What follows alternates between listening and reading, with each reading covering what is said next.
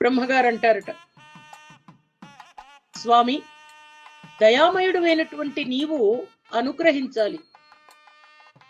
ఈ కలియుగంలో ఉన్నటువంటి మానవులందరికీ దర్శనమిచ్చి, దర్శనము వల్లనే వారి పాపములను పోగొట్టి వారిని అనుగ్రహించడానికి అందరికీ ప్రత్యక్షమయ్యే నీ రూపంలో నీవిక్కడ సదా ఉండాలి అని కోరుకుంటారట బ్రహ్మగారు. అప్పుడు స్వామి అంటారట, బ్రహ్మ, పద్మాసన చతుర్ముఖ, నీ సర్వజీవ దయాళుత్వానికి నేను సంతోషిస్తున్నాను. నీవు కోరిన ప్రకారం ఇక్కడ ఇదే విధంగా అందరికీ దర్శనమిచ్చేటువంటి అవకాశాన్ని నేను కల్పిస్తాను. అందరి కోరికలు నెరవేరుస్తూ శ్రీ భూదేవేరులతో కూడా ఇక్కడ ఉంటాను.